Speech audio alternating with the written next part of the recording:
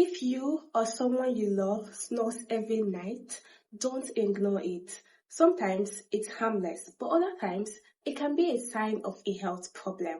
Hi everyone, welcome back to my channel. If you're new here, I'm Clara, a registered nurse, and today we are talking about 4 simple ways to reduce snoring. Number 1, sleep on your side. Sleeping on your back allows your tongue and soft tissues to fall backward, narrowing your airway and making snoring worse.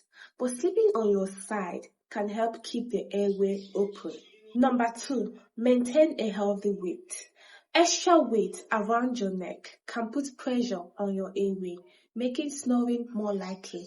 Even losing a small amount of weight may help reduce snoring in some people.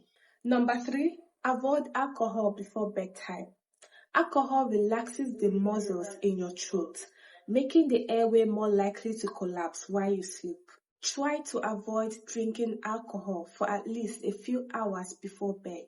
Number 4, treat nasal congestion.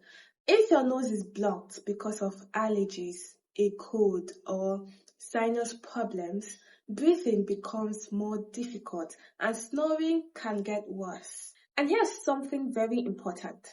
If your snoring is very loud, you stop breathing during sleep, you wake up gasping for air, or feel exhausted during the day, it could be sleep apnea, a condition that needs medical attention.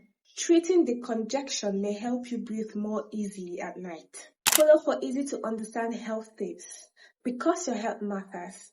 Bye guys.